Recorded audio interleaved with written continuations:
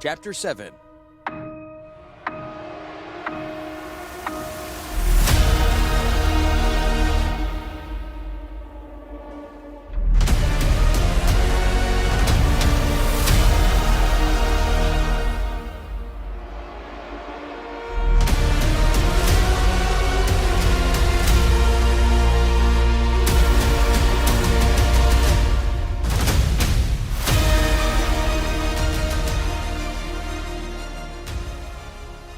Get up! Get up!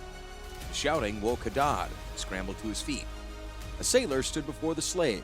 Crew members helped stiff longshoremen up and collected the blankets and buckets of fresh water provided them the night before. You're to return to your quarters and say nothing of what you've seen or heard. Tell your master that you've been ordered by the artificer Lote to reveal nothing. The sailor pointed to a man setting up a table and book by the gangplank.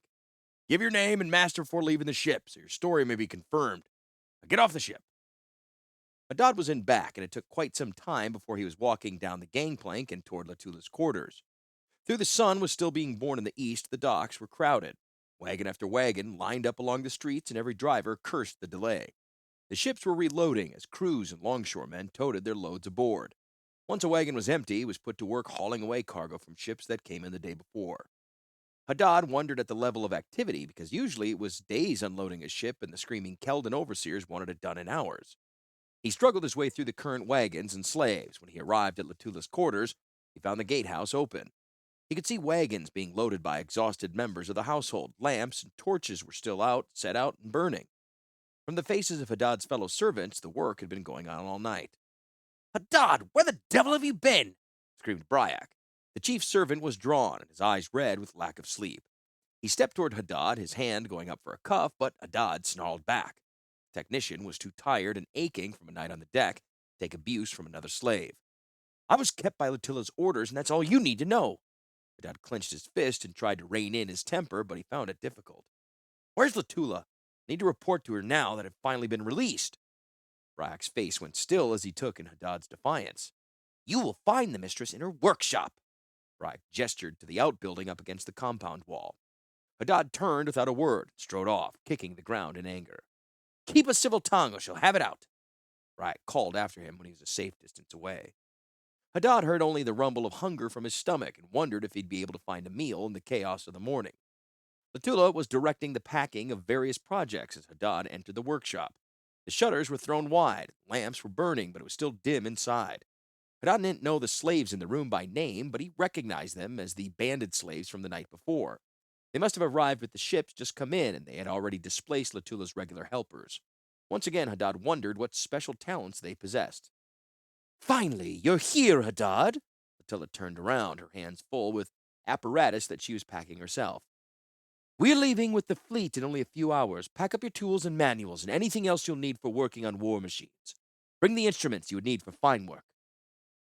Haddad turned and slowly walked toward the locked cabinets, holding his personal gear and tools. All the cabinets were open, and manuals and workboxes from the other members of his old unit lay out. His eyes misted as he looked at the remnants of his former life. "Most of the parts are already crated for shipment to Keld with us," Latula called after him. "Hurry packing, and you can catch a meal before we have to pull out." Haddad turned and stared. Surely someone else was speaking. Latula was almost smiling as she directed slaves doing the packing. Consideration was something he never expected from the artificer, and left a strange taste in his mouth. He started packing a crate and writing an inventory of the tools and books he sealed away. It took hours to finish loading. Haddad barely managed to get food and his personal kit before reporting outside. Latula ordered him into a wagon for the ride down to the dock. Walking would have been quicker and more comfortable, but he was tasked with preventing theft. The material was to go to Keld. The warriors had picked over the booty when first captured. Many wanted a last chance to snatch a piece of it before it headed north. Haddad bore Latula's emblem, and her sigil on the wagons kept the warriors away. Except for Haddad, it seemed no other member of the household would be traveling north with Latula. Haddad prayed that he would not have to serve as her personal slave. Haddad would miss Bryak's unseemly passion for slavery if he had to constantly attend to Latula's needs in the steward's place. Reaching the dock, Haddad could see a frantic pace of loading the ships had slowed. Latula's wagons were among the last to be unloaded by exhausted longshoremen. "Hurry up, you fools! We need to depart immediately!" The style and dress of the Keldon speaking suggested that this was the ship's captain. If so, Hadad hoped he could read the sea better than he read Latula's uncertain temper. "What did you say, Captain?" Latula called as she stalked up the gangplank, her hands grasping her metal shod staff. I apologize, but we must set sail immediately. Captain sounded rushed rather than apologetic, and Hadad slung his personal gear and bedding onto his shoulder. We were late getting in. If we take too long, we'll have league trouble for sure. "I thought their ships stayed out of these waters." Attila leaned against the rail and watched Keldon crewmen running crates and sacks of her gear up the gangplank. The sight of the gray-skinned sailors doing slaves' work showed Hadad how short time was. You can't find a ship, but their cursed aerial patrols are starting to sortie from the rebuilt base out west. Someone'll need to burn that out or shipping's gonna seize. The captain gestured to the men forward to prepare to cast off. "Still, why the rush?" Attila eyed the final stragglers coming aboard, and some of the longshore men held each other up as they almost fell down the gangplank. A crude temporary crane dropped a wagon load into the hull with a crash. "Hadad!" Latula called. He stepped closer and wondered if he would be preparing her cabin. "As soon as the last crane load is on hold, go down and see the storage of the cargo. Want a check of the inventory and description of any broken containers. Draft sailors to aid you as necessary." The captain finished signaling his orders to the crew, and she turned back to him with an expectant air. There are supposed to be longshore raids today, through the dawn in the far west, Continued the captain. It should drag their air patrols away and mask our departure, but until we rendezvous with the warships in a week, we have no protection against attack. We need to get away from this port. All ships are to sail alone in case some are discovered. I want to be ahead of the rest. Now I suggest that you make sure you have your gear on board, because I want to make the way second we can. Hadad saw there were only a few loads left to go and went to start his task. His first discovery in the hold was a pleasant one. Fumash, a small customs inspector, was looking over the cargo, checking its condition and security in case of storm. A broad, black smile showed Hadad hurried forward to talk to the little man. "What luck!" exclaimed Fumash. "I was just wondering who might help me in the difficult execution of my duties. Who should appear but my good friend Hadad?" He turned to the crewman assigned to help him. "Go back to your regular duties, please. Your aid is appreciated, but your own tasks must surely call to you." The crewman looked exhausted from working all night and most of the day preparing for departure. He only shook his head and stumbled deeper into the hold, looking for an out-of-the-way spot to catch a nap. "Shout when you're through," the crewman called back. "Trusting soul," Hadad said, thinking on the probable punishment for napping on duty. The tired did not think clearly. Besides, the rest of the crew's working farther forward, securing gear in the second hold. Sunlight shadowed the pair as they crouched, checking cargo ties among the crates. "So, Druid is on board and bound for home?" Hadad inferred. "I was surprised not to see him on deck." The cargo they were now processing bore Latula's mark, and Hadad began to write on the slate he had grabbed from his gear. The words were almost illegible in the poor light. "Still interested in the birds of the outer islands? Master Druid is in the cabin he and I share. I am checking his personal baggage." Fumash began chalking on a slate that squealed piercingly as he wrote. "And I am always interested in birds, though I doubt this is the time to discuss any expeditions." When would be a better time? Hadad looked around and motioned Fumash to crouch behind the crate so they might talk freely. "The crew is completely exhausted and we're unobserved at the moment," he whispered. "The captain said the ship sails alone for the next week. The farther we sail, the more difficult it will be to find our way to the League. You want to wait till we reach Keld to escape?" "Sea air has made you far too trusting," Fumash whispered back. He rose, and Hadad followed, though Fumash only went a few steps before crouching out of sight again. "We are inspecting the cargo, remember?" Once again, Fumash began scraping on his slate, though only random lines. "Perhaps the sea air has affected me as well," Fumash continued. "I have long since had my fill of Keldon hospitality. We will go 3 nights from now." "Why so long?" questioned Hadad. "Crew's tired now, and we'll be busy getting the ship ready for the voyage." Hadad swore loudly, then, as if discovering some problem, Fumash glanced up to check the hold for anyone else. "Because no matter how tired the crew is, the captain will maintain a careful watch as long as we are in the coastal waters, both to prevent escape and spot League air patrols.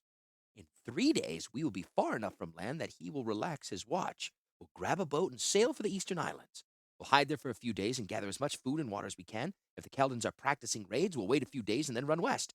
In the deeps, maybe we'll miss some more of the monsters that exist inshore. If we're lucky, we'll be spotted by our air patrols."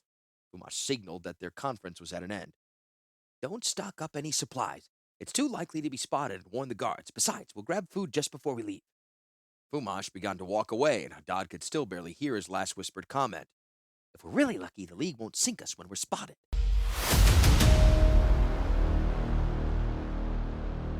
The dawn of the second day found Haddad slowly going mad with impatience. He spent hours slowly reviewing what he knew of the Keldon plans. While he knew the physical layout of the military colony quite well, he was unfamiliar with the Keldon tactics. Just how useful he would be as a source of military intelligence was open to question. Still, any idea of what lay at the heart of the Keldon incursion would have to be useful. Haddad walked by a ship's boat one more time. He was unable to stop himself from inspecting the boat, so he rationed his glances. For cover, he toured the entire ship. He even got down to the power source for the ship's propulsion. He expected to see a shaft or moving machinery, but even with his background in large machinery, he was mystified how the engine worked. It appeared that there were no working parts, no hydraulic transfer of power, and no power stones. The engine just sat in the middle of several tanks like a pile of scrap. There was no sound of load or power. Something in that assemblage of parts was slowly and steadily assisting the sails, pushing the ship north. But he still wondered if it wasn't a trick played on him. The crew, both human and Keldon, seemed merrier than the people he knew on shore. Perhaps it was because the line between the races blurred under the demands of shipboard life. The equality that Haddad saw working subtly in land barges was much stronger at sea. Part of it was the elevation of knowledge or skill that allowed slaves a new level of freedom in working the sails and managing the deck gang. Haddad thought it might also be because this was a transport vessel and the Keldon identity as warriors just wasn't as valuable when the primary responsibility was transporting cargo. When he heard women usually oversaw such supply responsibility, he was surprised. The only Keldon women he had seen were midwives or artificers. Some of the slaves educated him when he eavesdropped on a conversation. Of course, it's better to serve on a male-commanded vessel, one crewman commented to another as they checked coils of rope and prepared to wash down the decks. You there, Haddad! He was waved over and wondered if he had revealed his interest in the conversation. What do you want, crewman? He asked, already thinking of the lies he would use. We want you to settle an argument. I say it's better to serve under a male, even if he is more brutal, than under a female, because they strive to show authority all the time. Haddad took several moments because none of his ready answers addressed this unlikely question from a slave. I believe that Latula is a special case, and it'd be unfair to consider her as a representative of her gender. Haddad tried to sound respectful of his mistress, but his eyes watched the unfortunate steward that the captain had appointed to wait on Latula. Bruises and a general furtiveness gave the man a haunted look as he waited on deck to put off talking to Latula as long as possible. He had tried to switch positions with the other sailors, but so far he had no takers. You're right, wouldn't be fair to use her as an example. She has special demands upon her part of each position.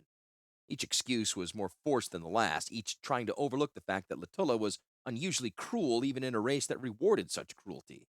Usually, women give lots of verbal abuse and scut work. When clear of military duty, a woman may have warriors underneath her. Very few males are capable of much outside of military action. The sailor spoke with a knowledge of experience evident in his voice, and Haddad took a chance to learn more before he left the Keldon world. Why don't we see more women then? Almost all of the bosses are male, regardless of the activity they oversee. Haddad had not considered it unusual, but he did not see the Keldons as anything but monsters most of the time. Trying to see them as a race of people was painful and jarring. Where are all the women if they're so skilled? Haddad, the town you left is a military base. Military action is the province of males. Our captain and officers are male because this is a combat area. The sailor smiled smugly as he revealed his superior knowledge. Furthermore, this incursion is not totally supported by Keldon Nation. Most of the warriors are of inferior status from secondary clans. The males you see commanding work details are from clans too poor to maintain a proper distribution of work between males and females. But if the loads we bring in are as rich as the one we're hauling now, there'll be serious interest in colonizing. Every time Haddad ran into slaves who supported or approved of the Keldon cause, he wondered what flaw warped their minds. Ignorant as he was of Keldon culture, he was sure that human males sat at the bottom, and that made him even more determined to escape and fight for the League. It was late afternoon before Haddad found free time. Latilla ordered him to repack several crates they had hurriedly loaded to make the sailing date. The inventory was blatantly incorrect, and Haddad considered the man who packed it lucky indeed to avoid Latilla's grasp by staying on land. Of course, any mistake that Latilla could not instantly address tended to fester. Only a shipwreck would stop a sure reckoning upon her return. The artificer even designed a new loading scheme, so Haddad had to draft several crewmen throughout the day to dig crates out of tight quarters. Haddad was taking a break on deck, not a large risk because a meal would be served soon, and Latilla preferred to be in her quarters when the deck was crowded with men. The helmsmen and officers were in the raised stern, and Haddad wondered how much longer he could escape notice. The crew was taking a break, and each man had his cup ready as the galley workers brought up buckets of beer. Fumash was near the rail and looking over the sea. As Haddad approached, several sailors started a round of singing as their ration of spirits was distributed. Haddad had lived on coffee and weak beer for most of his life, but the strength of the spirits the crewmen routinely consumed was a source of amazement. Fumash threw a bucket on a line into the water and drew it back up. He carefully poured a little from the bucket into his freshwater ration. "I thought drinking seawater would kill you," Haddad said. "You can add seawater to freshwater to stretch out your supplies as long as you dilute enough. Besides, it's a convenient source of salt." Fumash added to the concoction a small portion of spirits and then drank the mixture down. "Tastes as bad as always," he said with a smile. Haddad could see hints of white teeth and wondered if the drinking was scouring away the deposits left by Fumash's nut habit. It would certainly be more difficult to procure a supply of them if they arrived on Keld. "The captain doesn't look too concerned about League airships," ventured Haddad. The ship commander was talking to Druick. The huge Keldon was on deck without the customary armor of a war leader, though the spike and long blades on his artificial limbs certainly gave him a martial air. "He has to look brave under a war leader's eyes," Fumash replied. "We're heading northeast and should be outside the regular patrol areas. By tomorrow it'll be just navigation watches, and we'll turn to the northwest the day after. Should still be calm if we're lucky."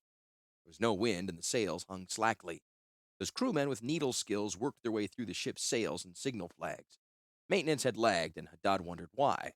The ship glided forward slowly and without sound over the still sea.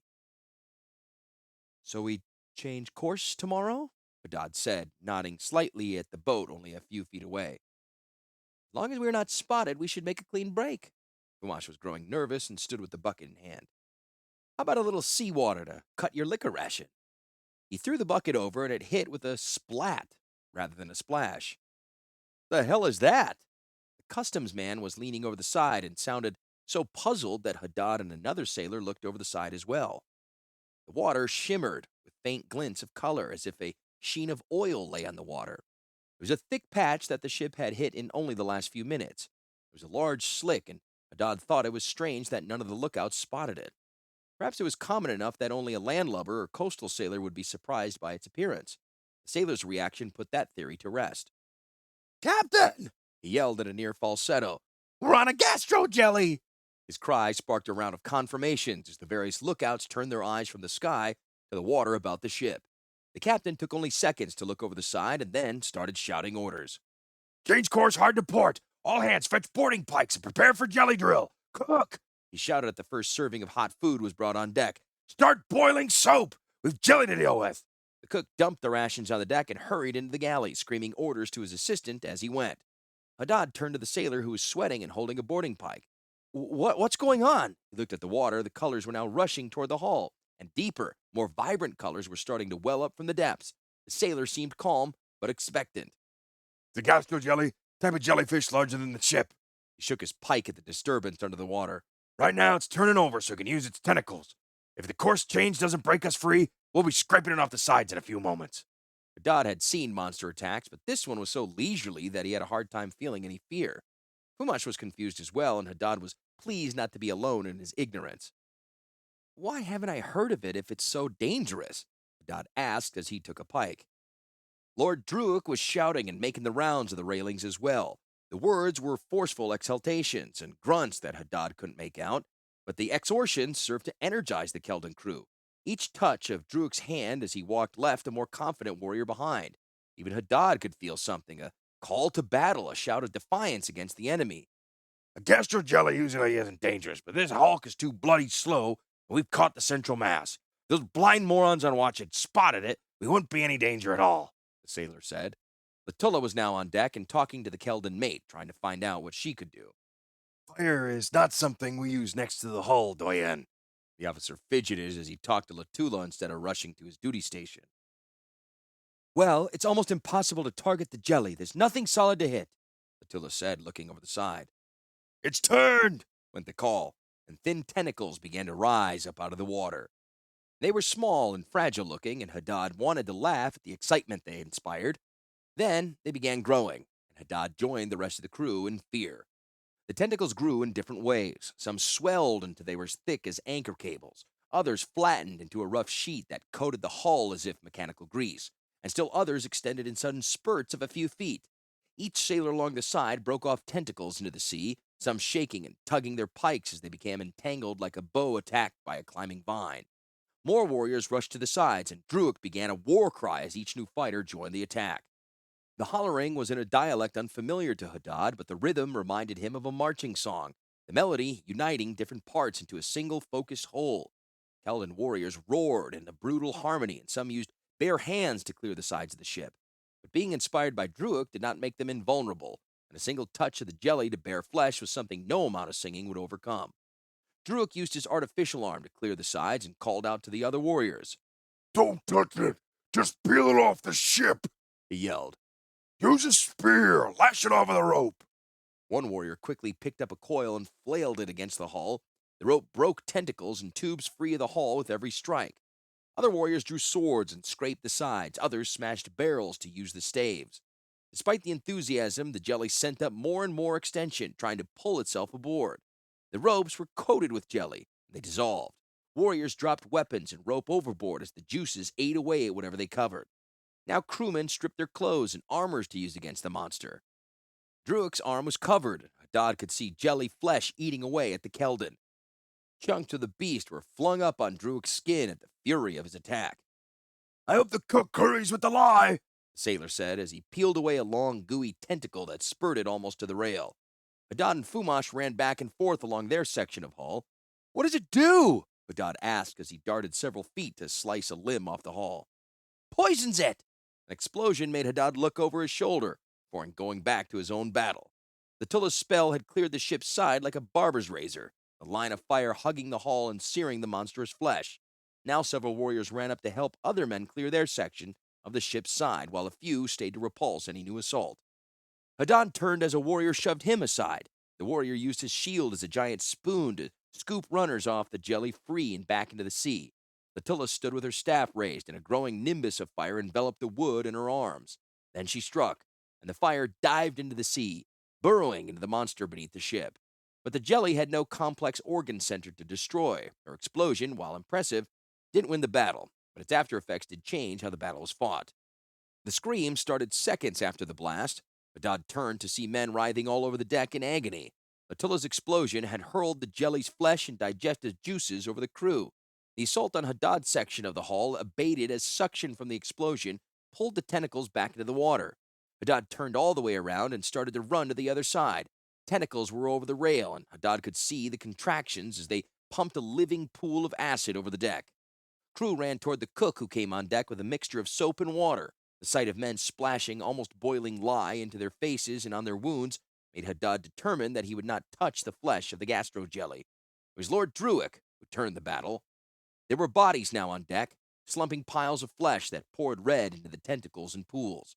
The bodies emptied out like wineskins, and a rich wave of color raced back over the side into the sea. Tentacles draped down in the hold, contracting and raining more juices and jelly below with each second. Druid knocked men away from the cook and splashed his leg with the remains of the bucket. Bring the rest up, damn you! He screamed. Then the Keldon walked through the pooling jelly with a sword scraping along the railing. His body received several jets of fluid, but he only laughed and called for more men to fight. Fight or cut your throat, cowards! More buckets of diluted lye came and were sluiced over the deck. The tentacles withdrew or shriveled under the tack, but Hadad doubted it would be enough. Then he remembered the supplies that Latula had packed below, and he called to her. She was crouched on the deck, and he could see the wood slowly charring as it heated around her. The jelly gave her a wide berth, but her defense would rapidly become a threat to the ship if she didn't stop. Latula, did you pack anything poisonous or reactive? She glanced up at his shout and narrowed her eyes at his failure to use her title. Yes, in the second crate, she called back. The sacks are marked catalysts.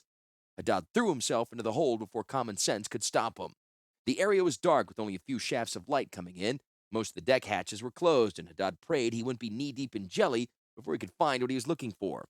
The second crate was the one that had moved, and he had hoped Latula had given him the original loading number rather than the one under her new scheme. He could see tentacles beginning to edge out of the bilge, and he skinned his hand badly as he hammered the seals loose with the butt of his knife. He threw out the containers, hoping he wouldn't poison himself as pottery and glass shattered. The interior of the crate was full of smaller crates that nestled Latula's work in shock-resistant packing. Finally, he recognized the symbol for catalyst and broke the container open. 2 large satchels lay inside, and he looked for a glove or scoop to spread it around. When tentacles forced him to hop onto another crate, he decided to chance death by poison. He cut the fasteners loose and took out a handful. It had the consistency of fine sand, and he threw it in a wide circle. Whatever it was, the jelly had no love for it. Where the sand touched, jelly flesh liquefied, then crusted over. Haddad began shouting as he rushed toward the open hatch where he had jumped down. "Fumash! I found the answer!" He hurled the fine sand to either side. Fumash looked down, then skidded around to the other side of the hatch in response to the jelly flowing over the deck. "Then you better tell me now, because I'm not going to be around much longer," Fumash shouted down. He'd lost his pike and was holding a mop that scraped along the lip of the hatch. Haddad swore as the jelly fell toward him, and he nailed it with a pinch of the catalyst. "Spread this all around," he called, and threw the sealed bag to the customs man. Fumash caught it and drew out of sight. "Who's got a god-cursed knife?" he shouted on the deck, and Haddad heard shouts of relief as crewmen converged on Fumash. Remembering the mop laden with jelly, Haddad decided to head back up to the hold for a stairway rather than trust a ladder. He had no desire for a jelly shower, and he dusted his way back up the hold even as shouts of triumph and victory began to sound on deck. When he reached the stair, he had almost completely emptied the bag. He could only hope that it wouldn't be needed on deck. The shouting had died down, and he was careful to have a fistful of catalyst when he stepped into the afternoon light. The deck seemed safe, with many sailors tending the wounds of others. The captain was examining the deck and exterior of the hull carefully as he talked to Latula. I thought we were finished until that slave started using your powder. It's amazing stuff. We should carry it whenever we sail. His relief was obvious, and he still had the occasional tremor as his body shook off his adrenaline. "That catalyst was very valuable and difficult to obtain," Latula stated, prodding the crusty remains of the jelly as she followed the officer. "It'd be more effective to whip the lookouts so they carry out their duties." She looked at Haddad and the catalyst slowly dribbling from his hand. He immediately threw it into the sack and sealed it. He knew there would be no thanks or praise for his actions. He had gained her notice, however, and wished that he could reclaim her indifference. He left to find Fumash, wondering how his friend had fared. He couldn't find him as he went over the deck. His circuit took time as parts of the ship were covered with crusted jelly, and, dead or not, he was reluctant to walk on the remains. Approaching a crewman who was washing and bandaging another man's wound, he asked where Fumash was, fearing him lost. "The little fellow's fine, but his master, Lord Druick, took terrible wounds." The man's patient hissed in pain as a bandage was tied over his salved wounds. "They took him to his cabin. You should find your friend there." Haddad thanked him and crossed to the other side of the ship, trying to stay out of Latula's eye. The cook was just leaving Druick's cabin, a bundle of bloody clothes in his hand. In the dim light, Fumash was bent over the war leader, his hands gently smearing a thin paste over the Keldon's ribs. Long gaps showed muscle and even a glimpse of bone before Fumash's small hands covered it with paste. He looked up at Haddad briefly. "Give me another pad of gauze." His elbow knocked an empty bottle of brandy as he gestured to the pile of medical supplies on a chair opposite the bed. "This stuff's supposed to be good for burns. Maybe it'll help." His shoulders tensed and each move was deliberated. "Of course," Haddad said, handing another roll to Fumash, who started laying pads over the coarse weave over Druick's torso. The seeping wounds and salve glued the fabric down like patches on a coat. Haddad's eyes finished adjusting, and he considered Druick. Half crippled he may have been before, but Haddad wondered how the Keldon could still be alive. His stumps from past amputations were wrapped and already treated, but the artificial limbs, thrown to the side, had seen hard service. The metal studs and buckles on the prosthetics were only lightly discolored, but the leather was eaten through in several places. Half of the straps lay open. Haddad at first thought Druick's caregivers cut the limbs free. A closer look revealed that the jelly had dissolved right through the straps. If more had given way, Druick would have fallen face first into the digestive mass of the beast. "He was lucky," whispered Haddad. Fumash slapped him, hitting hard enough that Haddad tasted blood as he looked at his friend. "Lucky?" He pulled aside the sheet that half covered Druick's good side. The arm was already wrapped, but even through the bandages, Haddad could see how misshapen it was. Dimples and pits showed on the surface of the cloth and hinted at gaps beneath. Druk's leg was still mercifully covered, but the heavy spotting on the clean sheet and the strange lay and contortion of the limb hinted that Druk had lost it as surely as he had lost his other leg in a battle long past. Someone's got to take it off. Fumash nodded to the limb. Chances are almost sure that I'll get stuck with the job. Dodd swallowed his gorge at the thought. By viewing it just as an image, he can control his stomach, but the thought of doing more damage made him sick. At the sight of his distress, Fumash managed a small, grim smile. Lift his torso up. I need to wrap his ribs. Fumash was holding a long linen wrap that he had picked up as Druick's injuries hypnotized Haddad. Should a surgeon be doing this? Haddad asked, though he slowly moved into position to lift at the shoulders. As a slave, I'm in his household and responsible for caring for him, Fumash replied as he twirled the wrap into a roll that could easily pass under Druick. And if there was a way to get someone else to help with these little jobs, I wouldn't be talking to you. Now lift, he ordered. Haddad slowly raised the Keldon's upper body. Druick made no intelligible sound, but Haddad could feel each breath and the warmth of the gray, living flesh. Why isn't he screaming with pain? Haddad asked as the breathing continued without interruption. He's had enough drugs and alcohol that I think he's going to die, Fumash replied as he continued to wrap the form of his master. If he lives, it'll be in spite of my ignorance, not because of my doctoring. Besides, he continued, I certainly won't want to live in this condition. Haddad looked to the door, hoping no one was within hearing distance. Don't say that, he whispered to Fumash. His friend misunderstood him as he continued his task. He's been a good master in comparison to some, but I'm not here by choice, Fumash said as he began to secure the sheath of cloth with a series of strategic tucks and a long pin. I might even like him, but he's the enemy, and I'd leave him dying if offered the chance. What do you mean? Haddad said, forgetting circumspection. We're leaving tomorrow night. The crew's fought a battle, and we need to leave before they recover. The captain will be especially vigilant after this, and there's no way I'm going to sneak out of this cabin. I'm on a death watch. I'll be expected to stay here until he dies or recovers. Even if he dies, death rights will demand my presence. Fumash was bitter, but his hands motioned Haddad to gently lower Druick to the rough mattress. If he survives at least 2 more days, I might be able to leave. You'll have to escape for both of us.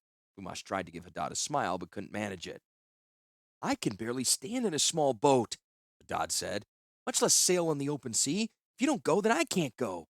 He realized that bolder action would be required. We go in 2 nights or die trying. If you're with someone, slave or Keldon, kill him and meet me at the ship's boat. I'm not expected to serve Latula, and I'm not closely watched. I, too, will kill if I must. Fumash was doubtful about their chances, and it showed. He'd been a slave for a longer time and was used to pushing hope farther and farther into the future. We have to leave, Fumash. Dot gripped his own shirt. As it tore, he tried to rein in the anger, threatening to explode at this sign of doubt. Every day that you stay, we shrink and lose a little bit more of ourselves. If you don't run, you'll be crippled and as helpless as Druick is now. He laid his hand on his friend's arm and finally received a nod of agreement. The decision, a near resignation, was plain in Fumash's eyes as he turned to the medical kit and began withdrawing implements for amputating the destroyed leg. A Keldon guard came in as Haddad tried to nerve himself up for the possible operation. The warrior advanced into the room with his head lowered as a sign of respect for the fallen lord. You're commanded to appear before your mistress, slave, he said to Haddad. Despite the harshness of the words, the Keldon sounded almost polite. The warrior turned to Fumash. I will assist you in what needs to be done. Fumash gave Haddad a quick nod and showed 2 fingers where the guard could not see them. 2 days, the small man mouthed. Haddad nodded quickly. 2 days until escape from the ship. As Haddad left to serve his mistress's pleasure, Fumash turned back to the instruments. You've been down in the hold since the attack, were Latula's opening words. Was there any damage to the cargo besides the crate you broke open? The lack of gratitude firmed up Haddad's plan to escape, even over her dead body. I don't know, Haddad said as the injustice of her implied criticism sank in. I was busy trying to kill the beast and help save the ship. Latila's flat stare reminded him that he lived at her sufferance. The captain and Latula stood at the entrance to the hold after finishing the survey of the deck. Haddad could see 2 sailors down among the cargo searching for more remains of the gastro jelly, the nearly empty bags of catalyst ready in their hands. Considering how much damage it did to the crew and ropes up here, who knows how much cargo was devoured when it pooled in the hold? The captain had survived the attack, but worry about his cargo threatened to overwhelm his relief. Fetch the inventory that you prepared. Check my crates and the rest of the cargo, Attila ordered Haddad. Report to me as soon as you and the captain are finished. I'll be in my quarters or with Lord Druick." She turned and walked away. Haddad waited until the warriors in the hold finished their search for any living jelly. He didn't care how quickly Latula wanted him to get to work. After the all clear, he went carefully down into the darkness with the other crew who the captain detailed to the task. Haddad set lanterns alight in the dark corners, and no one gainsaid him, even though light poured in through the open deck hatches. Except for the one Haddad broke into, Latula's crate survived the battle without a scratch. In the farther hold, it was a different story. The monster had poured through the upper hatches and landed on the supplies of biscuits and other provisions. The mound had spread over the crates, and a few had given way, their contents strewn among the remains of the beast. "We need to clear this hold and check everything," said a Keldon mate. The first few attempts to shovel the monster's remain into a barrel for disposal were very tentative. The odor and settling of the remains when the first shovel broke the crust sent men stumbling back. But under the repeated orders from the Keldon mate, the crew began to collect the mess and put it into barrels. A winch was quickly rigged on deck, and the barrels began rising out of the hold and dumped their contents into the sea. "What shall we do with the stores that are contaminated?" asked a crewman who uncovered a container of cheese. The mate looked at the rounds covered in muck. He cut a wedge and saw how trails of digestive juices had eaten their way through like worms. "When in doubt, toss it out." Supplies went into the barrel, and then whole containers of food were hauled up. Perhaps the captain disagreed with the mate when he saw containers of meat going up, but his own investigation of its purity overwhelmed even his iron stomach. It took hours to check every barrel and cask. Eventually, the provisions not violated during the attack were separated out. More than half the food, water, and spirits were emptied over the side, and the sober faces of sailors told Haddad that things were serious indeed. The corners of the hold were filled with crates that seemed to have escaped the touch of the devourer, but even after the long day that the crew had put in, there was no break. The captain rotated men from the deck to the hold. Haddad continued working, except for the few trips to the deck for relief. He devoured an issue of rations that he ordered from the cook, letting him think that he was carrying it for a Keldon down in the hold. Latula had tasked him to remain until the survey of damage was done, and his bravado wasn't yet strong enough for him to disobey. Haddad became more nervous when a wall of crates came down. Behind the booty stolen from the League were stasis boxes. The image of the eaten corpses he had found in another hold mingled his mind with thoughts of the monster's ghastly appetite. He really did not want to open the boxes. Of course, the mate overseeing the crew did not solicit his opinion. "Crack 'em open," the officer ordered. He motioned two Keldon sailors forward, their strength necessary in the tight quarters. "All of them?"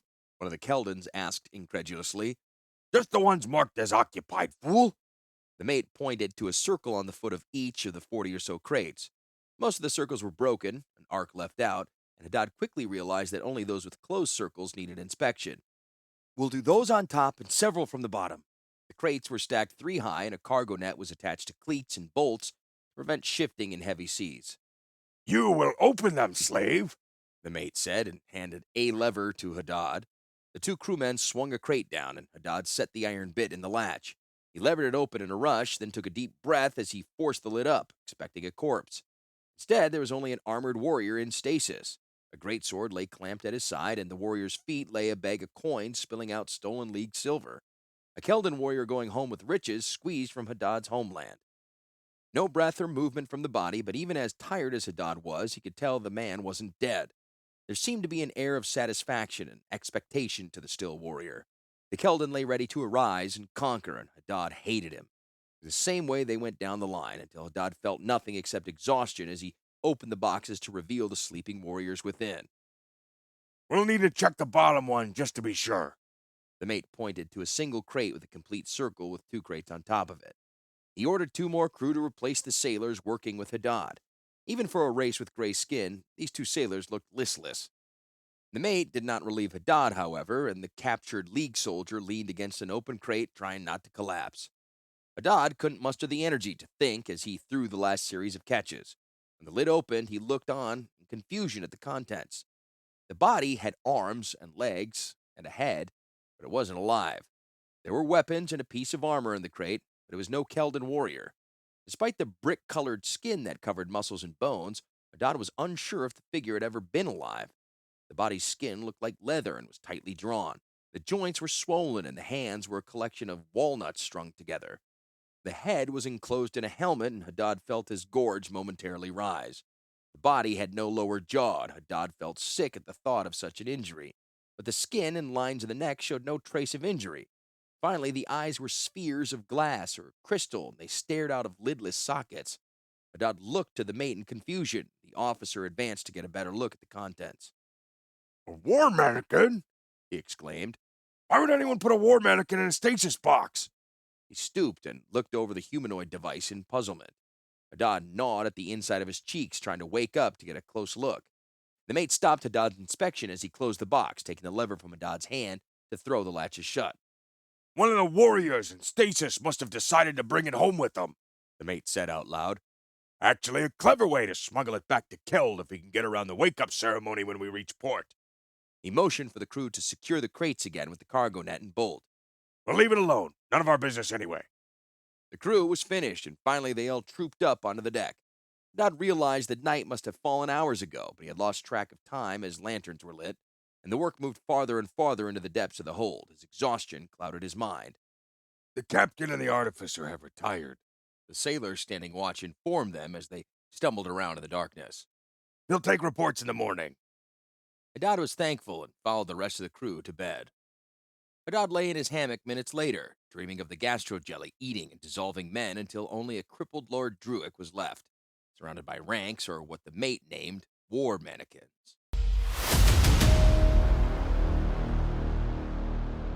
The morning found Haddad barely aware but already ordered to report to Latula. He was surprised to find the morning half gone and most of the company on deck standing beside empty stasis boxes. Many of the Keldon warriors who came aboard with Lord Druick were in armor and standing ready as if for battle. Haddad checked the horizon for signs of an enemy, but nothing was visible. It seemed a perfect day. The captain cleared his throat and addressed the company. We took several casualties in the battle yesterday, but the ship has survived due to your efforts. I'm proud to have you aboard as my crew. Hollow cheers sounded, but most were exhausted from the battle and its aftermath, and enthusiasm was lacking in their voices. In spite of your bravery, we still lost a substantial part of our cargo, and so we'll all have to work harder to make some sacrifices. He looked to the horizon and spoke in a more serious tone. We were carrying supplies for the ships we are to meet in 3 days. Keld needs those ships sailing and raiding in these waters. They can't withdraw to resupply without jeopardizing important plans. To provide them with what they need, we'll have to transfer part of our own rations. A low murmur sprang up, but none of the crew seemed particularly surprised or upset. We've neither the funds nor time to buy or raid for more, so we'll have to consume less. He gestured to the stasis boxes. We will put as many in stasis as we can. When we meet the fleet, we'll take on their empty boxes and sail with a small crew as possible. Lord Druick has volunteered to be first. Haddad doubted that Druick had spoken since the battle. High-ranking Keldons almost never entered the boxes because of the danger and loss of control that they experienced. His means of cramming low-level warriors into ships and restraining supply costs, but pride overrode the economics.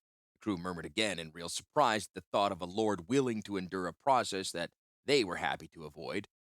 When Fumash backed out of the cabin holding one end of a hatch cover, Haddad realized that the captain was serious and that Druick had survived through the night. Fumash and the crewmen helping him used the cut hatch as a crude stretcher. Once they were out of the hatchway, Haddad could see that the Keldon war leader had grown easier to carry.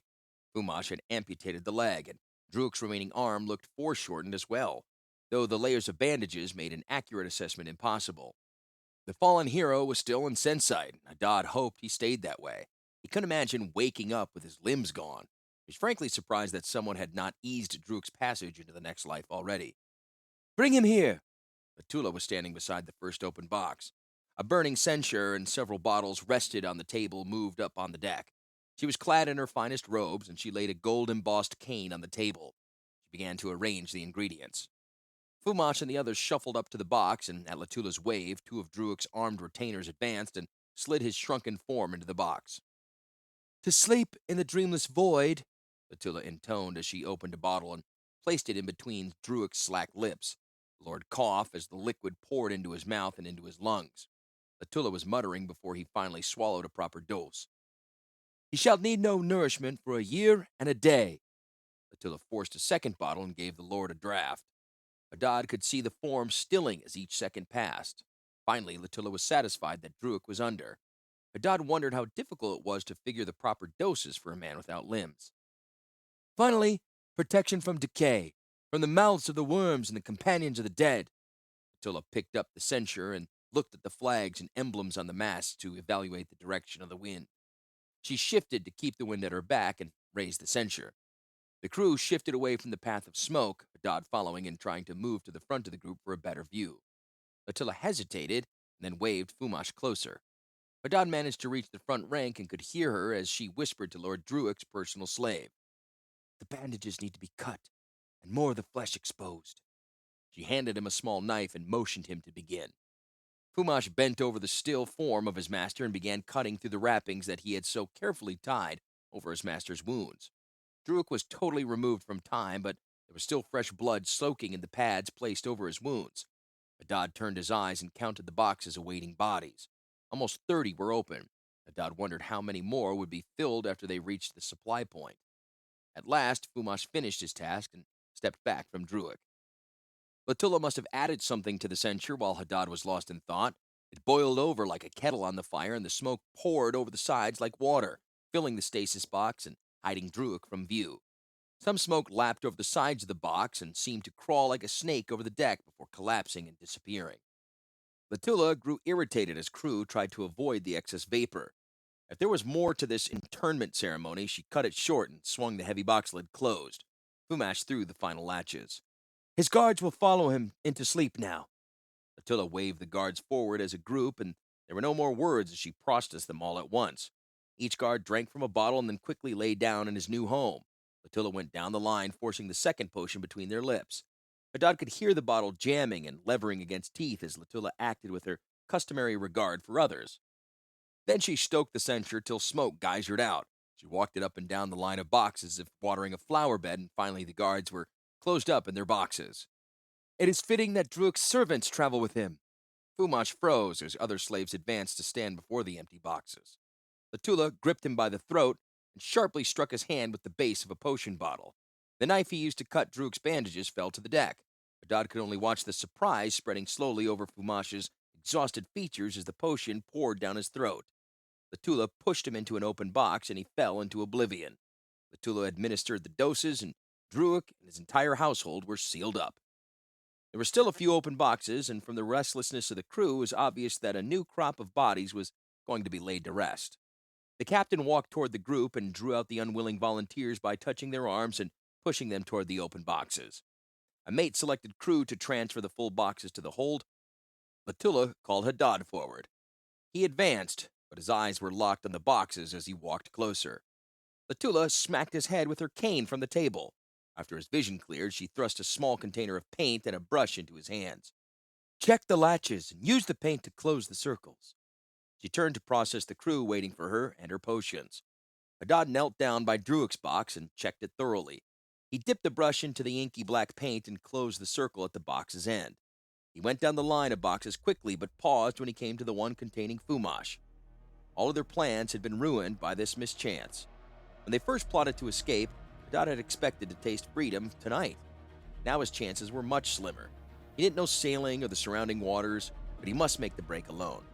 Fumash was going to Keld, and surely as a doomed soul sank into the underworld. Haddad continued past his friend and soon caught up to Latula. The last few crewmen waited to be processed, and Haddad was surprised to see Latula's personal steward from the ship's crew among them. He was smiling, the first happy man Haddad had seen lowered into a box. Haddad thought sourly that he would be waiting on his mistress now and understood the man's happiness. The fading bruises Latula had provided the steward stood out against his pallor as Latula finished administering the second draft. The censer steam smoked, and Haddad swung the lid close on the steward. The captain approached Latula as Haddad closed the latches and prepared to close the circle with an arc of paint. It's going to be difficult working with a crew this small after all the casualties and filling up these boxes. The captain patted the back of the crewmen waiting to enter the last box. "Of course I realize the difficulties, Captain," Latula replied, resting the now quiescent censer on the deck. "That is why I've decided to make my own sacrifice to the common good." She rested the shaft of her cane on Haddad's shoulder with a gentle tap. "My last personal slave will rest in one of these boxes till we reach Keld to give you another able seaman." Her words were expansive, generous sounding, but the metal figurehead on the cane's end rested against Haddad's Adam's apple. She drew him upright and close to the box. Denial and fear in his eyes didn't surprise Latula. as she twisted the metal head of the cane under his jaw, forcing his head back to administer the sleeping draft. She pushed him into the last box, and his skull rang off the bottom. He opened his mouth to yell, and his second drink was poured down his throat. Latilla was standing over him and watching his sputters and tremors of fear with a smile. Had she discovered his plans for escape? Was this payback for his perceived lack of respect? He saw the enjoyment in her eyes as his limbs grew heavy. She enjoyed the fear he radiated as his entombment continued.